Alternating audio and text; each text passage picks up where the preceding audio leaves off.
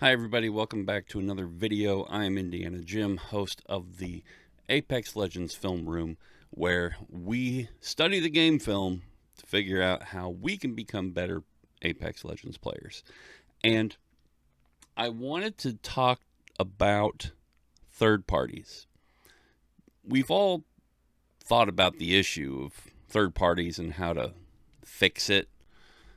You can't get rid of third parties altogether in a Battle Royale, but you can do things to mitigate it. And I think Respawn has only approached third parties from one standpoint, and that's map design. But I don't think map design is nearly enough to tackle the problem of third parties. So, this idea, I've been mulling it over in my head a lot, but this came up from J Miles, and he says, okay, so hardcore mode is so fun. Apex with low TTK is so freaking fun that it's clear this game needs a better multiplayer with Titanfall-like modes. Because while the gunplay is so fun with this, third partying is way too easy. In one sense, that's obvious, right? You have lower shields, you're going to be down health much faster, a lot easier to wipe a squad. I wiped a squad with a long bow. 9 shots was all it took to wipe an entire squad that was kind of caught out in the open. My contention, really, for regular Apex would be to give everybody blue shields. That's what you got to work with. Reduce sniper damage a little bit. I can see after having played hardcore a few times why it needs some work. My friend Shaky Spear here says, from a lot of OG players, you've definitely seen the third parties worsen over season. Hardcore mode shows how easy the third parties are when you've jumped on a team that's all low. I wish we could get back to early seasons where it was literally pure gunplay and outplay over third-party reliance. And I said, there will never not be third parties in Battle Royale. I think at the beginning of the game, maybe everybody wasn't all over third-partying people, but people have been third-partying in Battle Royale since H1Z1, PUBG, Fortnite. Like, it was a thing before Apex ever came along. And I don't think there's this golden age at the beginning of the game when nobody was third-partying people. To exclusively rely on it is a totally different story. You've played it long enough to know that it's gotten worse over time.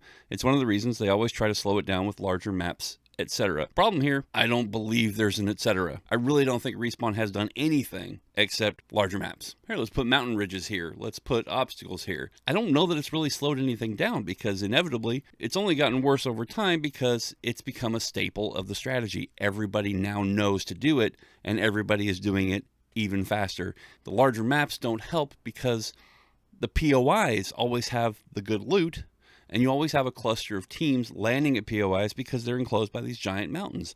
So on the newest map, Broken Moon, you've got the terraformer with these mountain ridges all around it. And so there's no way for teams really to spread out. A bunch of teams will pick that spot and all land inside there. Or they're all landing at Promenade. Or they're all landing at this site or that site, which again have these mountainous ridges, so everybody's still landing in an arena. You still get the same situation, a bunch of squads still landing in one place. There's two things that Respawn can do to address that issue. One is equalize the quality of loot distribution across all areas and not just POIs, so that if you're going to land in any defined area, whether it's got a name or not, that you're going to have a decent chance at some decent loot. You don't feel like you have to land at Terraformer because Terraformer's got better loot than this POI. And I feel like the POIs on Broken Moon have balanced the loot. So if they balance the quality of loot distribution across all the areas, so no one area has better loot, you're not going to have as many people struggling to get there because that's where the best loot is, or that's where the most loot is. The second thing they can do, reduce the audio range across the map so you can't hear a P2020 a mile away. And we all know that sound is the biggest contributor to third parties because as soon as you hear that gunfight, that's where you're going. Or at least that's where the great squads are going. Audio range and getting done by bad RNG has been called for seasons, right? We've been talking about it. We've been talking about RNG as the problem in Battle Royale. Knowing that you have a good chance to land on a gun could increase hot dropping, so rank balancing overall to get a mix between kills and winning. And I'm going to talk about how Apex could fix the rank situation in the next video. The sound I've noticed is you can hear a gunfight clear as day to your left or whatever. You turn left, there's a mountain, and they're fighting on the other side, but you know exactly where they're fighting. In a realistic situation, You're on the ground, you have a mountain ridge over there. You hear kind of the sound, but you don't really hear it clearly. It's coming to you from different directions. It's bouncing off of things. Let's say you land down the bottom at Atmos Station, and you're facing Bionomics, and you hear to your left fighting a terraformer. Okay, you can hear exactly where that sound is coming from, when in reality you'd hear some overtones over the top, but you'd hear it either coming here through this gap right here, bouncing off this ridge at you here, or you'd hear it echoing around this way. So facing Bionomics, realistically, you should hear it from the front, you should hear it from the back. Very faintly, you would hear it from the left. So you'd have to do some investigating to figure out exactly where that fighting is coming from. Because right now, we can hear exactly where it's coming from. It's coming from the north. I know exactly where. It's coming from Terraformer. We know. So we can just make a beeline for Terraformer, knowing exactly where that fight's going to be. If it's coming from here and here, you don't quite know. You're not quite sure. Is it coming from this building? I don't know. I'm going to look here first. Make sure we're clear before we come around and realize, oh, yeah, there it's coming from. That automatically is going to slow you down. These people in Bionomics, they might have a better chance of hearing it come straight at them through this gap here. And certainly at Promenade, you'd have a better chance of hearing it come straight at them. But if you're on this side of Promenade, whichever way you want to say it, if you're on this side, you're on South Promenade, you don't know exactly where you're not going to hear exactly where that's coming from. That's going to come through these doors and this tunnel, and you're not really going to hear exactly where it's coming from. You're going to kind of have a general sense of direction, but you're not going to know whether it's right here or way out here somewhere. Now, if you reduce that range, someone on this side should not hear fighting at Terraformer unless we're launching airstrikes. Gibraltar's airstrike, and you got Bangalore's airstrike, the Rolling Thunder. Those two things, yeah, you should probably hear. You should not hear gunfire on this side because this mountain is going to block it. Range, that's an issue they can address that they haven't bothered addressing. You could be here and hear gunfights over here at the array, or you could probably hear gunfights at Alpha Base. Like, it's that bad.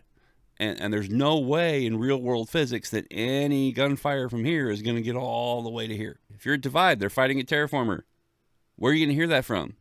Well, you're going to hear it real faint, probably this way, and maybe faint this way. But it's just going to be echoes. While that makes sense from a real world standpoint, I don't think a game audio engine is quite capable of kind of reenacting that. And I think we've spent so much time on small map game modes, arena size games like Call of Duty and such, that we're used to kind of that sound's just going to fill the space. We're going to hear which side of the map it's coming from because that map is small.